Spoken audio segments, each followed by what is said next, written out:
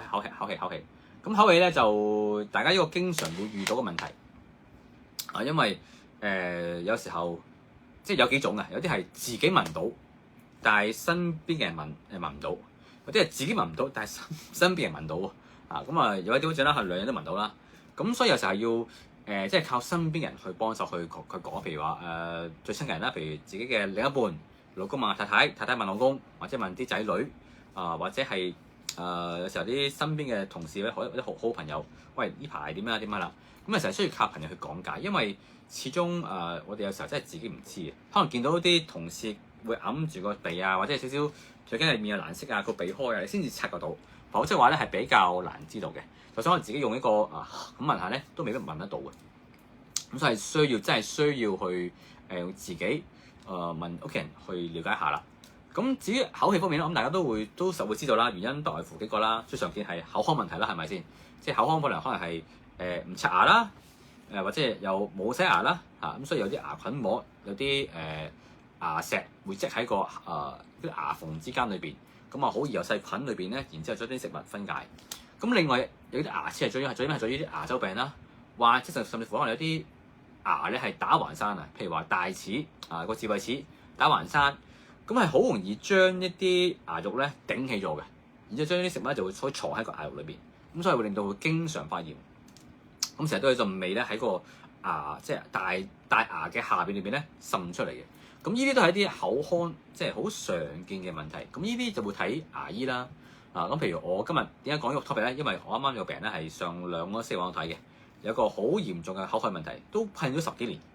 咁最初都睇牙醫啦，睇牙醫，因為牙齒問題啦。咁牙醫佢每年都洗牙一次。咁牙醫話冇事喎，即係照過牙冇事，定期洗牙，有冇牙周病？咁又有刷牙，咁最好嘅有用漱口水添。因為有時啲牙縫位咧，未必係可以用牙刷到嘅。牙線未必得嘅，可能要用呢個漱口水。將一啲牙縫嘅地方咧都清潔埋，或者殺菌咁先至可以。咁但係佢情況咧都係解決唔到咁佢到咩程度？佢係去到好慘翻工咁樣啦，翻工而家即係以前即係幾年前疫情咧，大家都可以話戴口罩咁樣啦，係咪啊？即係擋一擋啦。咁過咗大年唔覺得好奇怪噶嘛？咁但係而家自從口罩令除咗之後咧，好多人都已經唔戴口罩噶啦。咁但係佢翻工而戴口罩喎。所以10個同事裏邊有9個唔戴，得佢戴咧係非常之異常嘅。所以佢自己都好唔好意思，即係翻工都即係好怪咯，異常感覺非常之好似唔合群啊，或者戴口罩唔知點解啊，即係會俾人一啲歧視眼光。咁但係佢唔敢除啊，因為本身即係佢阿仔同佢講，或者佢先生嚟講，喂，口氣真係好犀利喎咁樣。咁但係佢都冇辦法，係咪啊？咁我問佢啦，即係佢都問我有冇會唔會考慮係腸胃問題？咁第二個就係腸胃問題嘅。咁腸胃問題係指啲咩咧？一般係講緊消化力差啦，本身消化力弱一少少嘅。咁話成日好胃脹啊、胃氣啊。咁我哋成日問診嘅，即係問病人胃脹胃氣嘅時候，成日胃氣嘅時候咧，我哋問到究竟有冇啲胃氣裏邊有冇啲譬如有啲食物味道，譬如話食完叉燒食完腸粉飲碗湯或者食啲餸濃味少少嘅。咁食完之後會轉頭翻啖氣出嚟咧，係有翻食物味道。咁呢個係屬於消化不良狀態。我哋中醫經常會問到嘅，就叫食積不化即係飲食過量或者脾胃虛弱嘅時候咧，嗰個消化力弱咗，啲食物喺一個胃裏邊咧，硬係消化唔到。咁呢種情況咧，都會引起一啲口氣問題。即係只不過可能譬如食蒜頭哇好勁啦，或食榴蓮好勁啦，係嘛？呢啲重味咧就必定中噶啦。咁但係可能食普通嘅一啲即係少少濃味嘢咧，可能啲人都聞到你食啲乜嘢。咁所以腸胃方面咧係有啲關係嘅。咁另外就胃酸啦，胃酸倒流都有機會有啲酸出嚟，都會影響咗少少口腔嘅問題，口腔嘅衞生問題。咁所以一般就常見嘅就係口腔問題啦。咁呢個都一般自己會察覺到嘅，咁即係注意下。另外就腸胃問題啦，就係指飲食方面個胃會唔會成日胃脹啦，成日有胃氣啦。如果有胃咧係需要咧就揾中醫睇啦，因為中醫西醫冇辦法㗎，因為西醫佢冇乜消化藥俾你幫你增加消化嘅。咁但係中醫好多譬如山楂、麥芽、神曲、雞內金、內服子，呢啲都係幫助我哋消食導滯嘅。咁往往能夠幫個胃咧會改善嗰個胃嘅消化功能，而導致胃氣咧可以減少。咁另外便秘嗰陣時，便秘有啲話關啦嚇，因為中醫嚟講，譬如口氣都屬於濕熱嘅問題或者積熱問題。咁啊，積熱就可能腸胃嘅積熱都會導致口氣。咁但係相對就比例唔算太多啊，太多。我一般問診都未必問到嘅。啊，就算開啲大黃瀉藥都好啦，口腔未必可以改善到嘅。咁所以就胃方面大啲，腸就嗰個關聯就少啲。咁而呢個病咧都係困擾10幾年啦，咁都照過胃鏡㗎啦，胃鏡又冇事啦。啊，即係冇胃酸倒流啦。咁胃氣有冇食物味道啦？咁所以我都排除咗嗰個腸胃嘅問題。咁第三個問題啦，就係一啲譬如喺啲鼻腔嘅問題啊，鼻腔啊，因為鼻腔就問即係指譬如鼻曾經發過炎啦，做過手術啦，啊有啲係屬於鼻塞嚴重啦，啊或者有啲臭鼻症啦，即係有啲喺個鼻黏膜裏邊咧有啲細菌感染咗，咁啊成日有臭味先聞到嘅，或者鼻竇炎啦。咁呢啲情況都會引起一種口氣問題，咁但係呢種情況咧會往往係自己聞到，人哋聞唔到嘅。即係點講咧？譬如因為佢哋啲分泌喺個鼻黏膜裏邊啊嘛，咁啊啲可能成日會間中有啲黃色啊、綠色分泌係會清出嚟嘅，即係可能會洗鼻嘅時候會見到啦，或者會成日打黐會滲到少少啦，或者個鼻腔裏邊有時有啲嘢異物感，佢撩出嚟會有啲黏液咧有少少綠色、黃色嘅。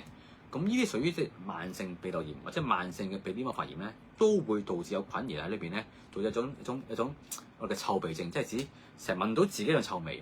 咁但係我哋聞唔到啊，我哋聞唔到。咁所以呢種咧都係一種口氣，即係佢未必係好困擾。咁但係成日都只聞到咧，佢都以為自己成日都有事啊。咁呢啲病咧，我會間中都會見到。咁我哋一般都會以呢個即係醫鼻哥啦，即係以鼻哥當鼻竇炎處理啦。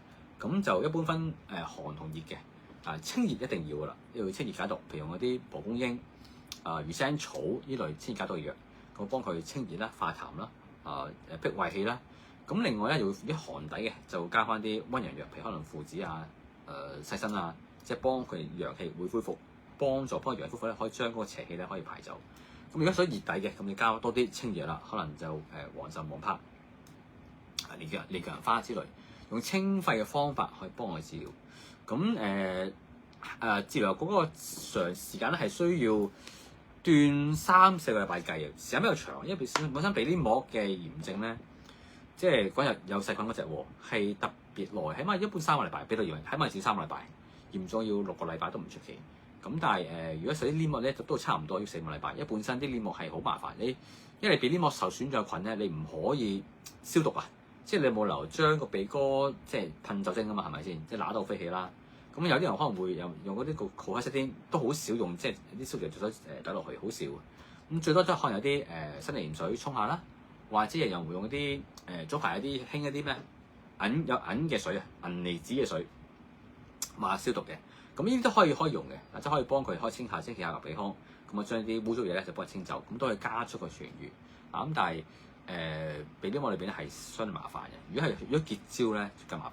結焦即係意思咧，佢損咗結焦，佢會1個禮拜咧會甩焦一次嘅。咁你甩就會痛啦，流鼻血啦。但係埋口就好難埋啦。咁呢啲又係往往要成4-5個禮拜先好翻。我有病人咧，直情如果唔醫咧，即係可以2-3個月啦。即係哇幾個月都可以 keep 住係咁樣，又即係塊焦落嚟嘅。咁呢啲係比較麻煩少少嘅。係啦，記下啦，韋少。咁另外就仲有一啲咩考慮口氣問題咧？係啦，咁就係臨床上咧，我覺得就而家咧就比較多見啲，或者我必定會問嘅，就係關於扁桃腺嘅問題嚇。因為扁桃腺有啲慢性扁桃腺發炎，即係指有病人咧可能會試過扁桃腺發炎發炎之後咧，佢係屬於一啲化膿性含膿嘅發炎。咁而扁桃腺麻煩咩？係屬於一個腺體啦，喺喉嚨定嘅兩邊啦。咁我以前都試過嘅，都試過嘅。咁佢腫起啦，咁腫之後佢會含膿之後佢最麻煩嘅咩？就係佢會啲膿流出嚟之後咧，嗰個扁桃腺有窿窿嘅，係窿窿嘅。咁窿窿就即係好似你諗下先，即係個橙咁樣啦，或者個金咁樣啦。即係啲皮咧，佢會凹落去。咁所以面係窿窿。咁窿窿唔好處啲咩咧？就當我哋進食之後咧，好容易藏咗啲食物嘅殘渣，可能好少嘅。都係可能飲杯奶都好啦，有少少嘢都會藏喺嗰啲窿窿裏邊。咁窿裏邊咧就因為好難清，因為我哋唔可以即係擘大口將牙刷懟埋去，因為我哋有個喉頭反射，一懟埋去咧，我哋即刻嘔啊！又冇嘢可以幫佢清潔啊，又冇嘢幫佢刮走，咁所以個扁桃腺係經常發炎咗自己唔知啦，咁啊出現慢性發炎啦，咁可以藏住啲食物嘅，咁而再遲啲咧就出一個比較麻煩嘅病，就叫扁桃腺結石啊，個結石就係指嗰啲食物殘渣漚咗好耐之後，佢變乾咗，藏喺個窿裏邊，造成一個結石。嗰種味道係好難聞嘅，好多人都係會有時會食下嘢，咳兩咳，變粒粒白色眼啲嘅嘢，哇！一聞落去咧就哇非常之臭。咁啊，呢種係屬於扁桃腺結石嚇。咁所以諗下佢聞咁緊都臭，但問題如果喺口腔裏邊咧，個扁桃腺有時藏住兩邊，3至1粒咁啊，可能有幾粒嘅。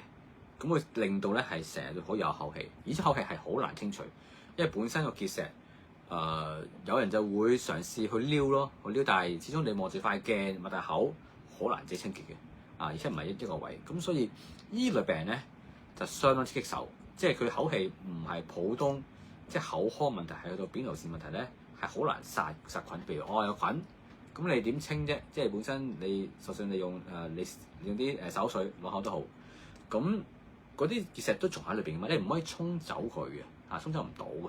佢只係藏到滿咗咧，佢只會甩出嚟嘅。咁所以喺甩個過程裏邊咧，可能嚟講緊要幾個月先甩一次。咁所以你個喺裏邊藏咗幾個月咧，係會不斷有啲異味會產生出嚟嘅。咁所以導致呢口氣咧係非常之難解決。咁而呢個病人咧就的而且確，我問佢，即係我開始問佢即係口腔有冇事啦，即係牙齒有冇事啦。咁我睇牙醫冇事啦，定期洗牙冇事啦。咁我就會問扁桃腺如何嘅？我第一問扁桃腺，即係唔係問腸胃，係問扁桃腺，即係冇喉嚨發炎，或者問口睇下個扁桃腺如何。咁佢就話係以前都試過扁桃腺發炎，咁啊都經常嘅。咁但係咧，因為佢口氣都成10年啊嘛，佢喺4年前已經切咗噶啦，即係最初覺得醫生覺得係可能即係扁桃腺結石問題，咁啊導致口氣，咁所以就做手術咯。點做完之後咧，個口氣係冇改善到，呢下咧即係令佢好沮喪啦。一諗住原來真係扁桃腺結石導致口氣，咁我就一了百了。手術即係年紀都50幾歲啦，手術都一次過啦，諗住一了百了做啦。做完之後點知都冇好轉到，咁呢下就另外開始即係有少少即係疑惑啦。即係如果係扁桃腺嘅，我就當然覺得即係難處理噶啦，只能係盡力處理啫。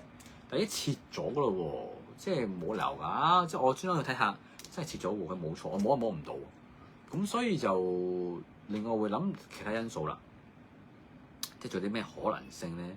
即係又唔係腸胃，又唔係口腔，又唔係扁桃腺切咗，又唔係鼻竇，係啦。咁呢啲最常原因都冇咯喎。咁又唔係煙酒嗰啲啊？平時成日飲水，條脷又好乾淨，有隔離胎嘅，一脷胎都可以導致口炎原因嚟嘅。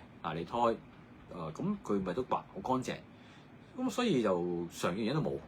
咁當然我就諗過啦，以前睇啲新聞咧，都會見過啲好古怪嘅案例，即係又係10幾年口氣又揾唔到原因，咁最尾個醫生幫我哋照片，咁見到咧原來個肺咧藏一啲即係佢嗰時話係一啲碎片，好似係樹枝之類，即係我唔知係咪佢以前係玩插咗落去啊，定係本身佢吞咗落去，即係卡住咗。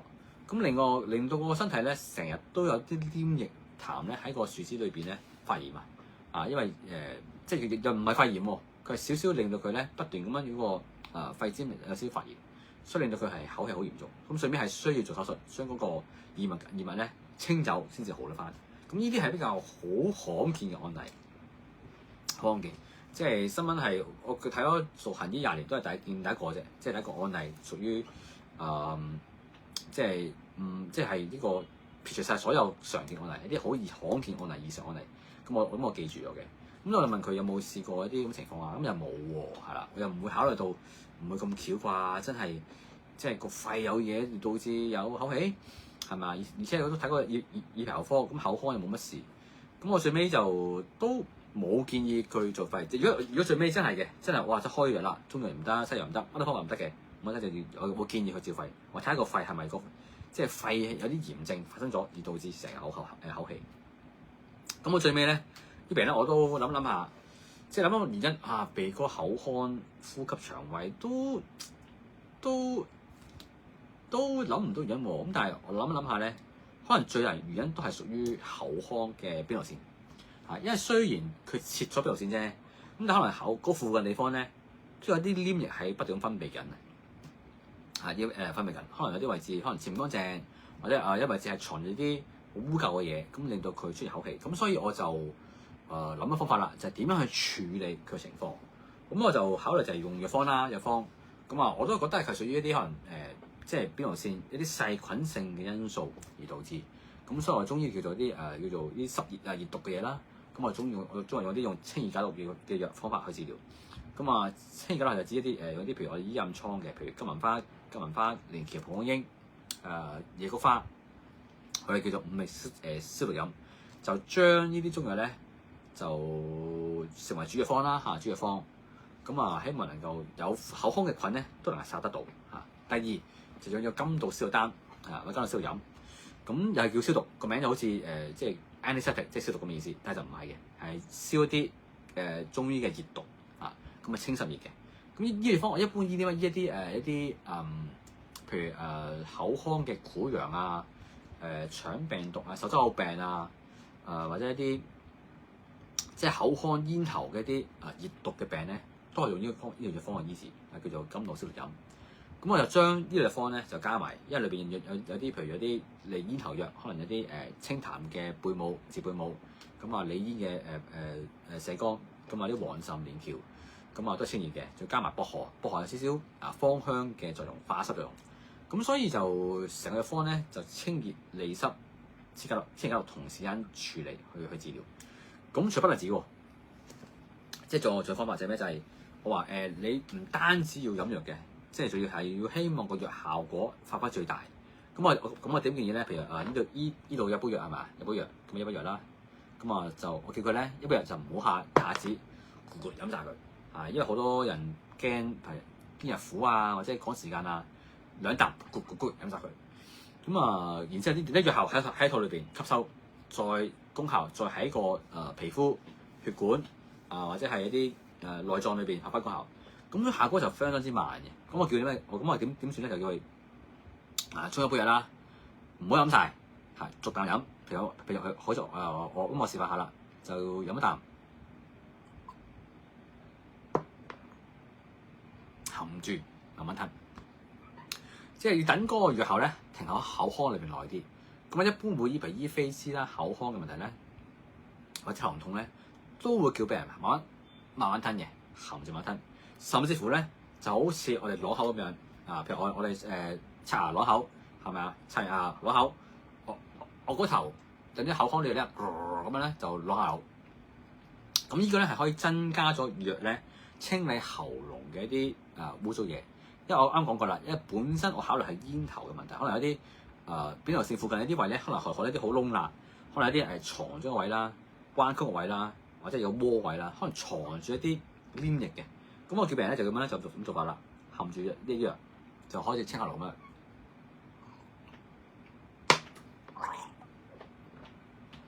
就咁做即係叫佢攞每一啖都咁做。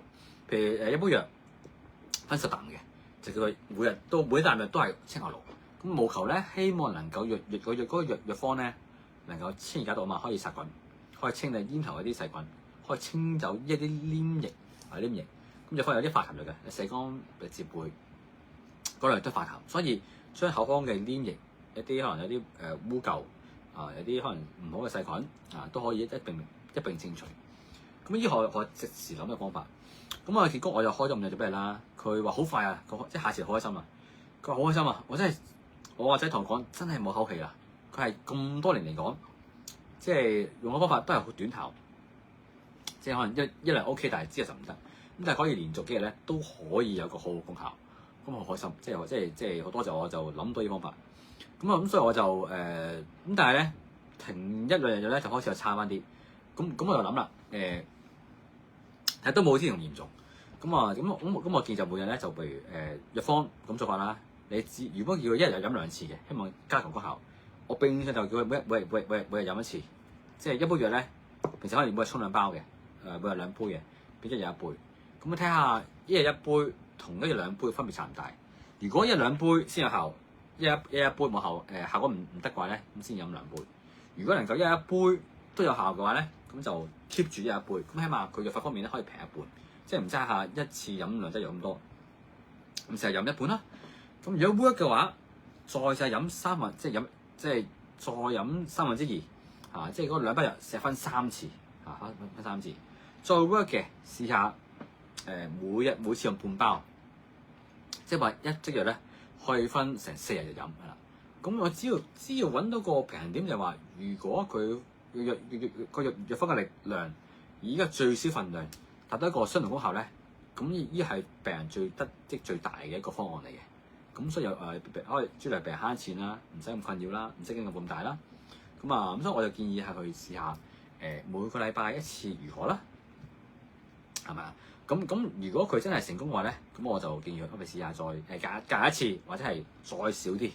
咁就我信心都大嘅，因為始終如果真係因為今次嘅方咧，即係老實講，呢一次可以解決佢咁多年嘅問題，即係代表個問題真係口腔方面，只不過佢以前冇點樣去處理啫。咁甚至乎我叫佢不如試下飲藥之外，可能每日刷牙、臨瞓前刷牙都用呢啲漱口水啦，係嘛？譬如可能李斯德林或者係用呢個高露潔嗰啲，咁可以即係飲中藥之餘都加埋口腔嘅清潔，睇下兩者結合方面，睇下可以嗰個成效去到邊度。只要嗰個成效係維持到咧，我相信呢病人咧雖然未必可以完全根治，但起碼佢人生裏邊咧都可以避免再有啲即係唔知口氣會點樣啊，驚同事聞到啊，好尷尬啊，翻工唔戴口罩係啦，所以佢好開心話佢翻工咁耐，終於敢除下口罩啦，因為咁多年都唔敢除嚟戴 keep 住戴，即係搞病人可能啲同事可能幾年都唔知佢咩樣嘅，但而家佢先至有信心去除翻口罩，所以呢個案例咧嚟講都係個開心，起碼都幫到病人真係可以解決到呢個一啲好大嘅困難啦。OK。好啊，咁10嘅係啊，冇錯啊，即係好叫做好彩啦，叫做即係臨急至身，即係對住咁情況咧，都要諗啲方案去幫佢，因為始終呢啲病人即係古靈精怪乜病都有嘅，咁但係希望針對佢嘅情況咧，咁嘅方法去幫佢。其實呢個方案我本身係諗住醫飛滋啫嘛，因為飛滋係譬如口腔醫喉飛滋或者可以嚴重喉痛啦，我都係叫佢啲病人要飲藥之後慢慢吞或者收口先。咁係可以增加個效果，因為等藥咧直接喺嗰個黏膜上面去發揮功效，就好過佢飲完之後先至再發功效，咁效果就會爭好遠噶啦。OK， 好，咁時差唔多啦，睇下大家有咩想問下嘅。咁呢排都非常之忙啊，忙到爆啊。OK，咁嚟緊嗱，我嚟緊就天氣都熱地啦，都好熱嘅，天氣炎熱，大家記住飲多啲水啊，因為始終係下先去到成30-40度30度。咁就我出街都話都唔係講笑，上星期呢個打風都涼少少，但係今日8開始熱好多。咁我好多病人都會出現一啲熱痱啊，有啲小朋友出熱痱啊，有啲病人係一熱皮膚會痕啊。我今日有病好慘啊，要帶住個即係脊柱側彎嘅一啲架咧，即係咁熱咧，哇！帶個架成個好似公仔咁樣套喺最邊，希望改善側彎。我見到都辛苦啊，咁所以就。呢天氣即係好辛苦，咁所以大家記住飲多水啦，盡量避暑啦，係啦。甚至乎買一啲即係叫做流動嘅風扇，自己帶住，咁都可以幫自己去解暑，去減少呢個中暑可能性。